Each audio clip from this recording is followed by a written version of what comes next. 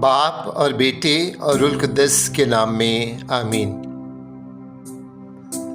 مسیح یسوع میں میرے عزیز بھائیوں اور بہنوں اور پیارے بچوں، آپ سب کو کراچی پاکستان سے شوکت بھٹی کا سلام و پیار پہنچے۔ آج ہم ذکر سنیں گے پاک ہفتے کے دوران ہونے والے ان تمام واقعات کا جو خداوند یسوع مسیح کی زندگی میں ظہور پذیر ہوئے۔ میں نے اس ساری کاوش کا نام رکھا ہے پاک ہفتے کا سفر دن بدن، تخت سے تختہ دار کا سفر۔ پہلا دن یعنی اتوار کا دن،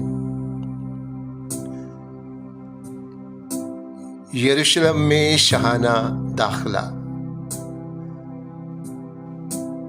بمطابق مقدس مرکز 11 باب 1 تا 11 آیات میں یہ واقعہ درج ہے۔ ابن داؤد یروشلم میں ایک بادشاہ کی مانند داخل ہوتا ہے۔ اس کا اعلان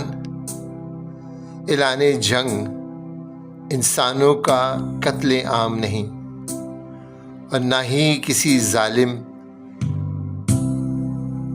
جابر بادشاہ کی مانند کسی ریاست کو تباہ و برباد کرنا ہے۔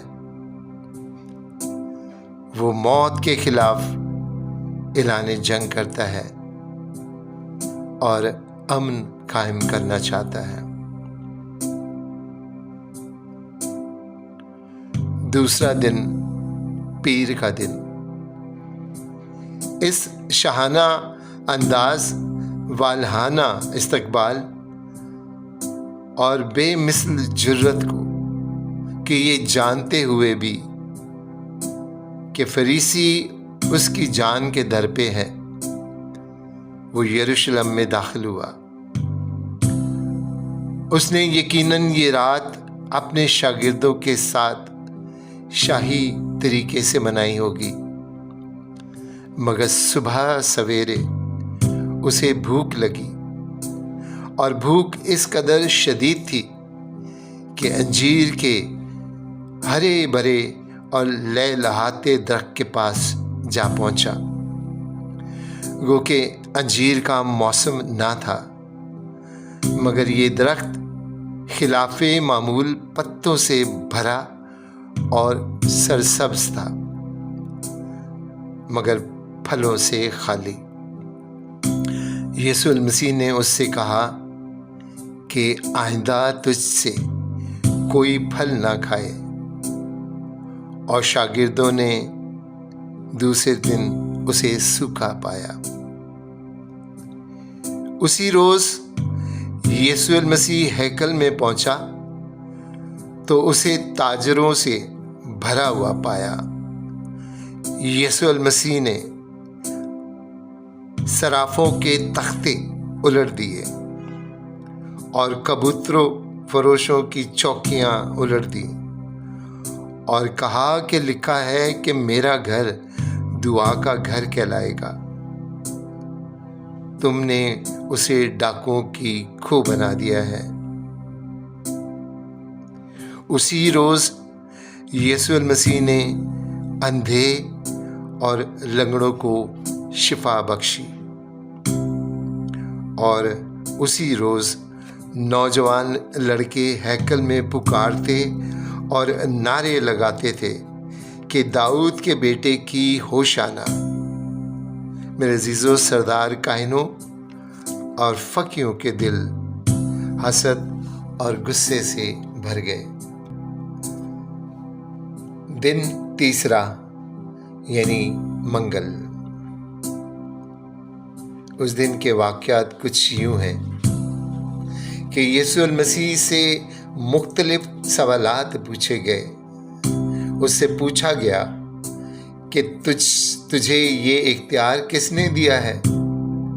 تو یہ کس اختیار سے کرتا ہے؟ اور دوسرا سوال یہ پوچھا کہ کیا قیصر کو جزیہ دینا روا ہے؟ یہ دونوں سوالات اس لیے پوچھے گئے تاکہ اس پر الزام لگا کر اسے قتل کریں۔ میرے عزیزو، اسی روز بیوہ چندہ ڈالتی ہے اور اسی روز یونانی خداوند یسوع سے ملنے آئے، اور یہ دن منادی کا آخری دن تھا جو انتہائی مصروفیت میں گزرا۔ ہیکل میں اس کا آخری دن مصروف ترین تھا۔ اس نے مختلف تمثیلیں بیان کی۔ اس نے کہا کہ جو پتھر معماروں نے رد کیا وہی کونے کے سرے کا پتھر ہو گیا۔ یسوع المسیح نے فقیہوں اور فریسیوں کے سوالات کے جواب دیے کہ یہ کس اختیار سے کرتا ہے۔ انہوں نے پوچھا، تجھے کس نے اختیار دیا ہے؟ کیا قیصر کو جزیہ دینا روا ہے کہ نہیں؟ ان کے جوابات اس ذہانت سے دیے کہ فقیہ اور فریسیوں کے منہ بند ہو گئے، اور یسوع ان کی ہر آزمائش پر پورا اترا۔ سورج کا سفر ابھی پورا ہوا، مگر شاید اس روز وہ ڈوبنے سے اترا رہا تھا۔ شام کی شفق اس روز بادلوں میں خون کی لالی لیے ہوئے تھی، کیونکہ گلی کل کا دن طلوع ہوگا، مگر ایک کرب کے ساتھ۔ اس روز یسوع نے یروشلم کو دیکھ کر اور فریسیوں اور فقیہوں سے مایوس ہو کر ان پر 8 مرتبہ افسوس کیا۔ دن چوتھا، یعنی کہ بدھ کا دن، فریسی اور یہودی جوق در جوق یروشلم کی جانب آ رہے تھے۔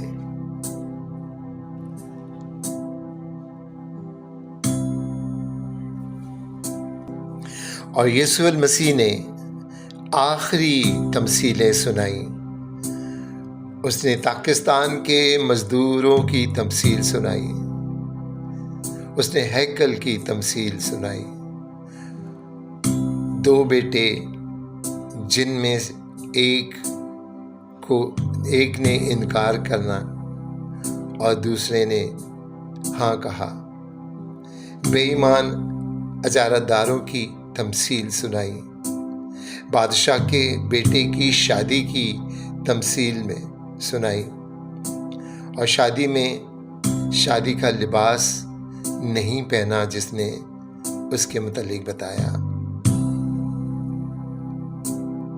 پھر یسوع زیتون کے پہاڑ پر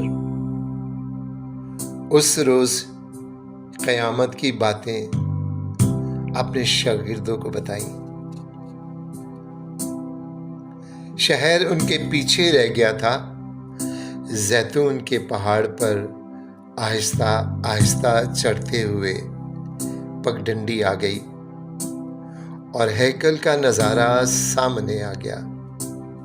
سورج کی سنہری شعاعیں اس پر پڑ رہی تھیں اور ہیکل کا گنبد سونے کی مانند جگمگا رہا تھا۔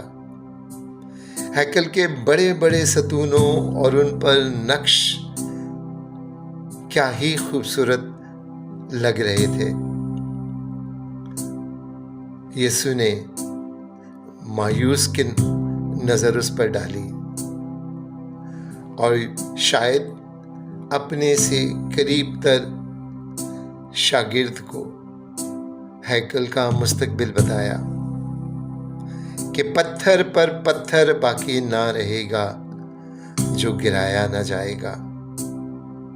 ایسے لگتا تھا کہ یسوع نے اپنے پاؤں کی گرد اس کی چوکھٹ پر جھاڑ دی ہو۔ وہ ہیکل آج تک آباد نہیں ہو سکی کیونکہ اس نے یسوع کو قبول نہ کیا۔ اب خدا میں یسوع مسیح زیتون کے پہاڑ پر پہنچ چکا تھا، اور زیتون کے پہاڑ پر ہی یسوع المسیح نے شاگردوں کو 10 کماریوں کی تمثیل، کنتاروں کی تمثیل اور 10 امنا کی تمثیل سنائی۔ یسوع المسیح شاگردوں کو بتانا چاہتے تھے کہ ایک طویل دن گزر گیا ہے اور دلہا کے آنے کا وقت نزدیک آ گیا ہے۔ جو اسے ملنے سے رہ گئے تو وہ بہت کچھ کھو دیں گے۔ چوتھا دن جمعرات، پاک جمعرات۔ دکھ کے 3 دن گزر چکے تھے۔ یسوع المسیح ذبح ہونے والے برے کی مانند بے قرار تھا اور آرام کرنا چاہتا تھا، جس طرح اسحاق نے اپنے آپ کو ابراہیم کے ہاتھوں میں سونپ دیا۔ یسوع المسیح نے بھی اپنے آپ کو خدا کی مرضی پورا کرنے کو تیار تھا۔ وہ دن عید فصح کی تیاری میں گزرا اور شیطان بھی بھرپور تیاریوں میں لگ چکا تھا۔ اس نے یہودا اسکریوتی کے دل میں گھر کر لیا اور اسے جامع منصوبہ بندی پر اکسایا۔ یروشلم میں داخلے کے وقت لوگوں کا والہانہ انداز، ہیکل میں لڑکوں کے لگائے گئے نعروں کی گونج، فقیہوں اور فریسیوں کے کانوں میں سیسا کی مانند لگی ہوئی تھی۔ فریسیوں سے افسوس کی صدائیں ان کے دل کو کچوچ کے لگا رہی ہوں گی، اور انہوں نے حتمی سوچ رکھا تھا کہ کل کا دن شروع ہونے سے پہلے وہ یسوع المسیح کو اس کے انجام تک پہنچا دیں گے۔ تیر کھا کے پلٹ کے جو دیکھا کمیں گاہ کی طرف، اپنے ہی دوستوں سے ملاقات ہو گئی۔ یہودا اسکریوتی، تو نے بوسے کے ذریعے دوست کو دھوکہ دیا۔ خدا یسوع نے بالا خانے میں شاگردوں کے پاؤں دھوئے اور آخری کھانا کھایا۔ اس نے 2 سیکرامنٹ، پاک یوکرسٹ کا سیکرامنٹ اور کہانت کا سیکرامنٹ اپنے شاگردوں کو دیا۔ یوں پاک جمعرات پہلی ماس ادا ہوئی۔ خدا یسوع مسیح پہلا کاہن اعظم جس نے پاک یوکرسٹ کی قربانی چڑھائی۔ شاگرد پہلے اشخاص جنہوں نے پہلی مرتبہ پاک شراکت لی۔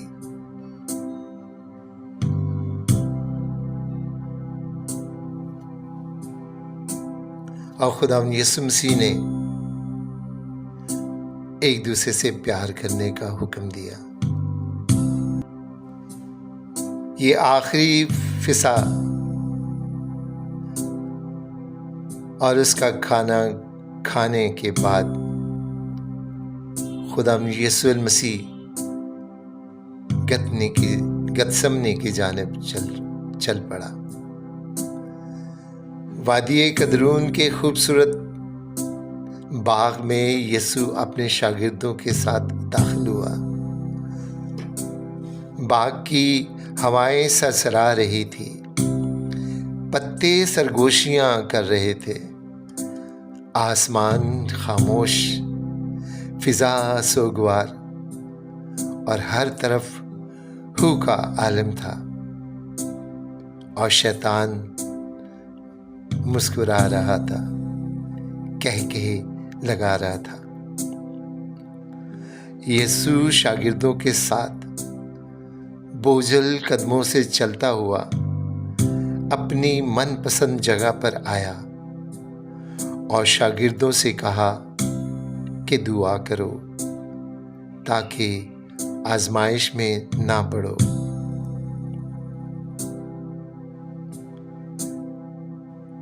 خود چند قدم ان سے آگے بڑھ کر رنجیدہ حالت میں باپ سے دعا کرنے لگا۔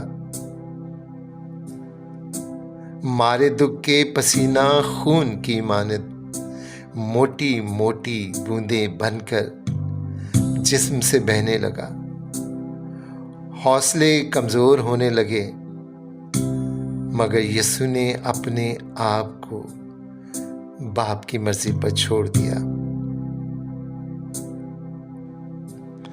ادھر فقیہ اور فریسی رومی سپاہیوں کے ساتھ آئے۔ دوست نے دوستی کی قیمت وصول کر کے اسے موت کے سوداگروں کے حوالے کر دیا۔ وہ اسے رات بھر اپنے